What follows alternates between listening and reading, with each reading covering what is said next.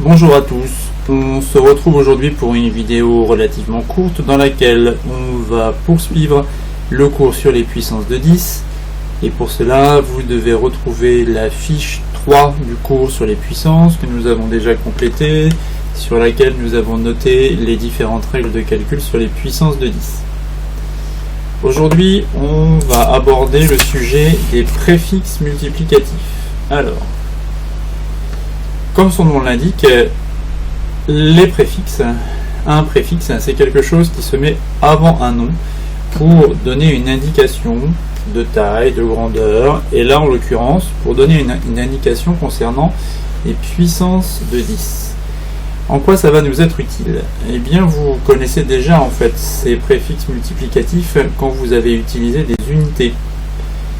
Vous avez déjà parlé pour désigner une distance qui était plus petite qui était 10 fois plus petite qu'un mètre, un décimètre. Pour désigner une distance qui était 100 fois plus petite qu'un mètre, un centimètre. Pareil pour les kilos, les grammes, les décigrammes. Donc vous connaissez déjà un petit peu tout ça.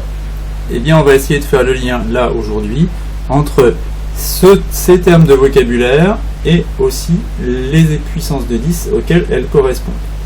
Alors c'est des notions qu'il faut avoir un peu en tête, qu'il faut avoir déjà croisées parce que vous les rencontrerez encore une fois, que ce soit en mathématiques mais aussi dans plein de domaines de sciences où vous devrez utiliser des grands et des petits nombres. Alors voilà, il n'y a pas de mystère, ces choses-là il va falloir au moins les avoir vues et pour quelques-unes d'entre elles les retenir.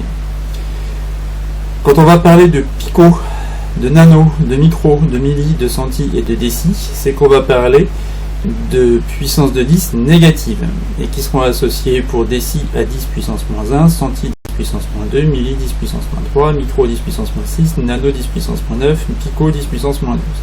Et pour chacune de ces déclinaisons des puissances de 10, eh bien on aura un symbole. Des lettres minuscules, D, C, M. Alors ça c'est la lettre grecque qui se lit micro, là c'est un N pour nano et P pour pico. Quand on va passer à des puissances positives, c'est-à-dire quand on va agrandir les unités sur lesquelles on va travailler. DK c'est 10 exposant 1, 10 exposant 2 pour hecto, 10 exposant 3 pour kilo, 10 exposant 6 pour méga, 10 exposant 9 pour giga, 10 exposant 12 pour téra. Et là, les notations sont les suivantes. Alors, je conviens avec vous que c'est pas forcément très simple à retenir. DK c'est DA, hecto c'est H, kilo c'est K, méga c'est un grand M, giga c'est un grand G, téra c'est un grand T. Comment on va utiliser ces différentes notations pour nous aider à ensuite simplifier les écritures et aborder des situations souvent liées à la physique, à la chimie ou aux situations concrètes? Voilà le petit exemple qui vous est donné ici.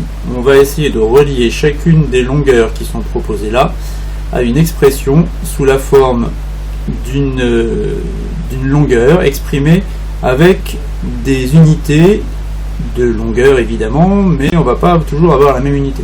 On va essayer après de ramener tout à une expression en mètres.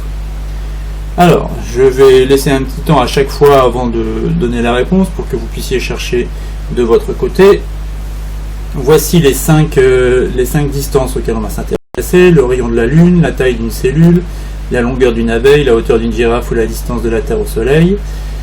Et voici les distances que l'on vous donne, les longueurs que l'on vous donne: 150 gigamètres, 4,2 mètres, 20 micromètres, 1737 kilomètres, 1,7 centimètres. Alors, le rayon de la Lune, je vous laisse 2 secondes. On va pouvoir l'associer à cette distance-là, 1737 kilomètres. La taille d'une cellule, c'est une grandeur vraiment toute petite, donc on va aller chercher dans les toutes petites valeurs, c'est-à-dire ici des micromètres.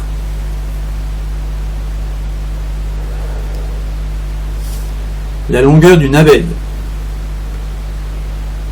Longueur d'une abeille, allez, j'imagine mon abeille, 1,7 cm à peu près.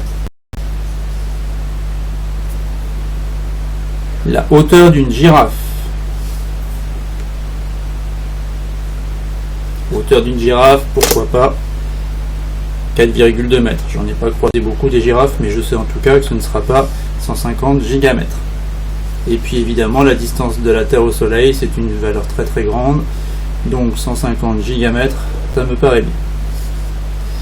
Ok, maintenant on va voir comment on peut, à partir de ça, réécrire toutes ces longueurs-là en mètres avec des puissances de 10 pour nous aider à les retrouver. Alors évidemment, 4,2 mètres, j'ai pas à changer. Maintenant, je m'intéresse à ces notations, ces préfixes-là qui arrivent ici et qui en fait déclinent les mètres en fonction des puissances de 10. Si je dois calculer 150 gigamètres, je regarde dans mon tableau, giga c'est 10 puissance 9. Donc je peux transformer cette écriture en 150 fois 10 puissance 9 mètres.